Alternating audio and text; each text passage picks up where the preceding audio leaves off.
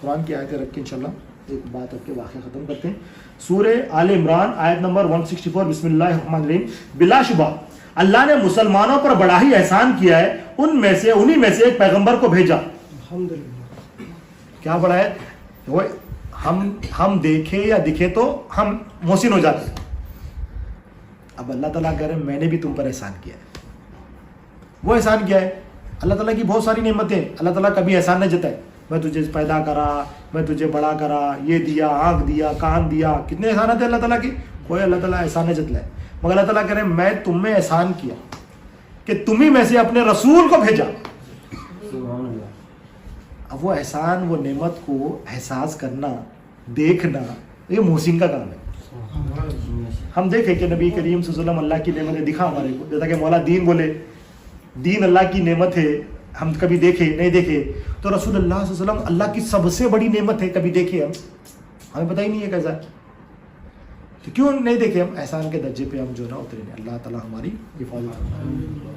اب پیغمبر کا کام کیا ہے, احسان کیوں کیا, کیا کرتے ہیں, جو ان کو اللہ کی آیتیں پڑھ پڑھ کر سناتے ہیں, ان کو پاک کرتے ہیں اور کتاب اور حکمت کی تعلیم دیتے ہیں, اگرچہ اس سے پہلے وہ کھلی گمراہی میں تھے. نبی کریم صلی اللہ علیہ وسلم کیا کرتے ہیں, پہلا کام کیا بتائیں, نشانیاں دکھاتے ہیں. نشانیاں کیا دکھاتے ہیں, ہر ذرے میں اللہ کی ربوبیت بتاتے ہیں. دیکھو اگر اللہ کی ربوبیت نہ ہونا, کوئی چیز نظر نہیں آئے گی, کوئی چیز قائم نہیں رہے. زمین ٹھہری ہوئی ہے, آسمان ٹھہرا ہوا ہے. زمین جو قائم ہے, آسمان جو قائم ہے, اللہ کی ربوبیت سے قائم ہے. سورج کا جو نظام ہے اللہ کی ربوبیت سے قائم ہے. جو بارش ہو رہی ہے, جو گرم ہو رہی ہے, سردی ہو رہی ہے, جو رات ہو رہی ہے, دن ہو رہی ہے, کون کر رہے ہیں؟ ہم آسانی سے اگر یہ باتیں ہمارے دل میں آنا, دیکھو ہمارا مینیجر کیا کر سکتا, کچھ بھی نہیں کر سکتا. اللہ تعالیٰ اتنے کام کر رہے ہیں, مگر ہم اللہ پہ یقین نہیں ہمارا. ہم کسی کا ایک گھر دیکھ کے پریشان ہو جاتے, اللہ تعالیٰ تمام کائنات کا مالک ہے, ہم کو کسی کے گاڑی دیکھ کے ہم بیچین ہوتے, کیا گاڑی ہے باپ اس کے پاس. ایک گھڑی دیکھ کے پریشان ہوتے, کیا گھڑی لیا اس نے. اللہ تعالیٰ تمام کائنات کا مالک ہے, تمام ملک اس کی ہے.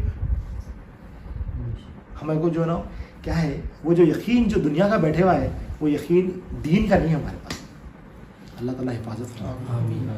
صلو علی النبی محمد. اب یہ آیت پڑھ کے انشاءاللہ باتوں ختم کرتے ہیں. سورہ یونس آیت نمبر 22 سے 24 تک. بسم اللہ الرحمن الرحیم. وہ اللہ ہی تو ہے جو تم کو خشکی اور تری میں پھراتا ہے. جو ہم خشکی اور تری میں جو پھر رہے ہیں, چل رہے ہیں, سفر کر رہے ہیں, وہ کون کر رہے ہیں؟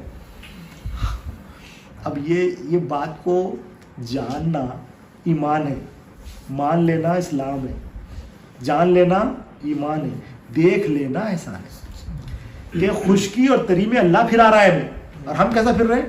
ہم اپنی گاڑی سے پھرتے ہیں یا ہمارے پیروں سے پھر رہے ہیں. ہم پھر رہے ہیں.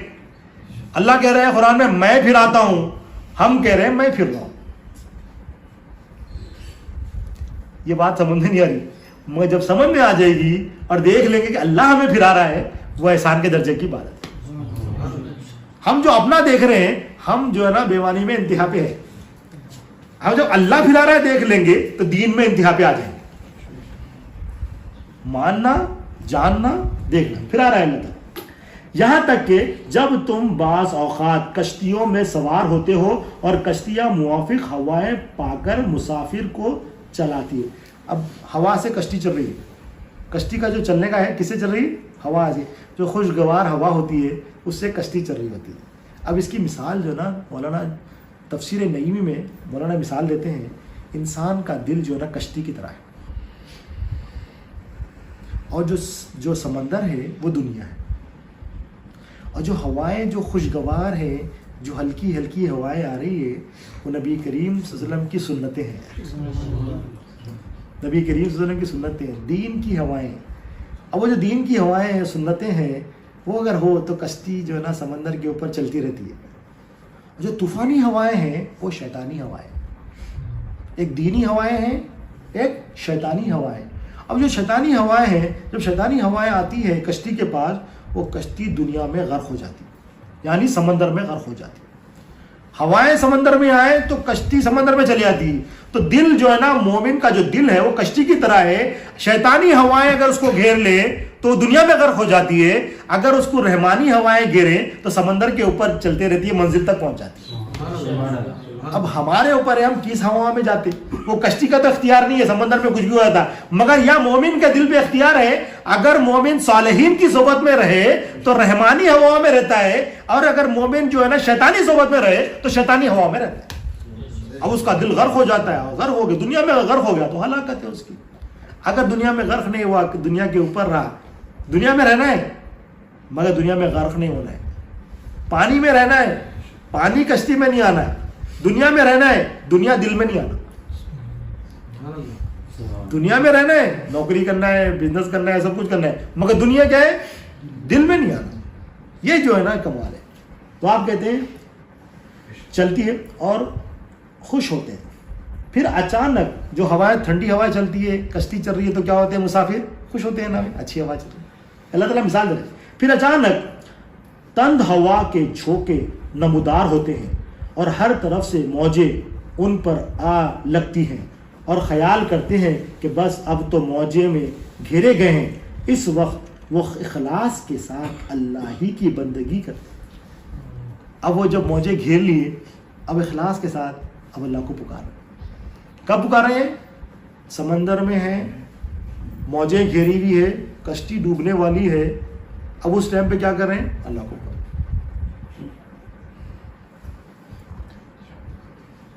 اور کہتے ہیں اے اللہ اگر تو ہم کو اس مصیبت سے نجات بخشے گا تو ہم ضرور تیرے شکر گزار ہوں گے. اب کیسی دعا کر رہے ہیں, وہ ٹائم پہ بندہ اخلاص کے ساتھ دعا کرتا. اللہ تعالیٰ بتا رہے ہیں جب سب جگہوں سے پھنس گیا, اب مرنے والا ہے, اب مولا تو ہی بچانے والا ہے, ٹھیک ہے. اب جب نجات دیتا ہے, جو ہی اللہ ان کو نجات دیتا ہے تو بس وہ اپنا عہد پیمان بھول جاتے ہیں, ناحق ملک میں سرکشی اور فساد کرنے لگتے ہیں. اللہ تعالیٰ کہتے ہیں جب میں ان کو نجات دے دیتا ہوں تو کیا کرتے ہیں, مجھے بھول جاتے ہیں اور پھر جو ہے نا سرکشی شروع کرتے ہیں. مثال ہے, کسی کے گھر میں پرابلم آئی, کسی کی والدہ بیمار ہو گئی, والد بیمار ہو گئے, تو ان کیا کرتا ہے, سو گندے کا آواز چھوڑتا, مولا سے دعا, مولا میرے گھر میں بیمار ہو گئے, بیوی بچے جو بھی ہے خاص. اب ان ٹی وی غلط کام, موبائل کے سب چھوڑ دیتا. اب تھوڑا لیٹ ہو گیا تو کیسا بے چینی ہوتی, یار جلدی یہ دعا قبول ہو جانا تاکہ وہ گندے کام پھر سے شروع کرے نا.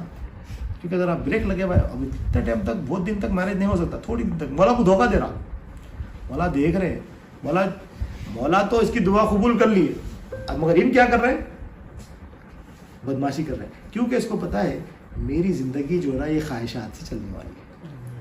مومن کی زندگی, مومن کیا دیکھتا ہے, میری زندگی مولا سے چلنے والی ہے, دین میں وہ لگا ہوتا ہے. اور جو ہے نا منافق کیا دیکھتا ہے, میری زندگی جو ہے نا خواہشات سے چلنے والی ہے. ایک مثال دے کے اپنی باتوں ختم کرتا ہوں. تفسیر نعیمی میں آتے ہیں, ایک میاں بیوی تھے, ان کی شادی ہو گئی, تو میاں بھی شادی ہوئی تو میاں بھی ہو گئے. اب جو ہے نا ان کا حال کیسا تھا کہ جو بیوی تھی بڑی خوبصورت تھی اور جو میاں تھا وہ بدصورت تھا, اپوزٹ دونوں. مگر ان کیا کرتا تھا, اپنی بیوی کا خیال رکھتا تھا, اور جو بیوی تھی بدصورت شوہر کے ساتھ فرمانبرداری کرتی تھی. اس کے صورت بدصورت تھا مگر یہ شوہر ہے میرا بول کے فرمانبرداری کرتی تھی. تو اب یہ دونوں مثال دے کے کہتے ہیں یہ دونوں جنتی لوگ ہیں. دونوں جنتی کیسا ہوئے, یہ انہوں نے دیکھ لیا کہ یہ جو ہے نا اس کا بھی مالک اللہ ہے, اس کا بھی مالک اللہ ہے. ایک نے صبر کیا اور ایک نے شکر کیا. دونوں بھی دیکھو, بدصورت کا بھی خالق اللہ ہے, خوبصورت کا بھی خالق اللہ ہے, بدصورت کا بھی مالک اللہ ہے, خوبصورت کا بھی مالک اللہ ہے. تو اس نے کیا کیا, ایک نے خوبصورت ملنے پر اللہ کا شکر کیا اور ایک نے بدصورت ملنے پر اللہ سے صبر کر کے اس کی فرمانبرداری کری. تو آپ کہتے ہیں یہ دونوں جنتی لوگ ہیں. ان بدصورت شوہر کا کیسا خوش تھی ہوں گی. اس نے دیکھا کیا, یہ اللہ کی مخلوق ہے. دیکھا کس نے بنایا اس کو, اللہ نے بنایا. اور اس نے دیکھا کہ میرا اس سے رشتہ ہو گیا, یعنی اللہ کی رضا تھی اس میں. اللہ چاہتا تھا کہ میری سے شادی ہو, کہ جوڑے کس نے بنائے, اللہ نے بنایا. تو اس نے کہا کہ اللہ کے بنائے ہوئے جوڑوں پر میں کون اعتراض کرنے والی؟ اللہ نے ایک جوڑا بنایا, بے شک بدصورت یہ کیا کروں, اللہ کے بنائے ہوئے جوڑوں میں خوب اعتراض کرنے والی. تو وہ اللہ کی رضا پر صبر کی, کیونکہ تو صبر کا مقام تھا اس کا, کیونکہ بدصورت شوہر کے ساتھ رہنا کیا ہے, صبر ہے. اور ان کیا کرا, خوبصورت بیوی ہے تو اللہ کا شکر ادا کہ مولا میں اس قابل نہیں تھا, کیا بیوی دیا میرے کو, تیرا شکر ہے مالک. اور اس کی جو نا دل جوئی کرنا, اس کے ساتھ اچھا رہنا ہے. تو بات کیا ہے, اگر ہمارے اندر اگر کوئی اللہ نے نعمتیں دی ہے تو ہم اس کا شکر ادا کریں. اگر ہم کسی جگہ پر ایسی جگہ پر ہیں جہاں پر ہم کمفرٹیبل نہیں ہے, صبر کریں, اللہ کی تقدیر سے راضی رہیں. یہ صبر ہے, شکر ہے. اسی ساتھ میں اپنی بات کو ختم کرتا ہوں, اللہ سے دعا کرتا ہوں جو کچھ بھی کہا گیا ہے, سنا گیا, عمل کی توفیق عطا فرمائے, کہنے والے کے عمل کی توفیق عطا فرمائے, سننے والے کے عمل کی توفیق عطا فرمائے, ہر دو میں ہم نے اخلاص عطا فرمائے, اسے قبول فرمائے, اس میں جو غلطیوں سے معاف فرما دے.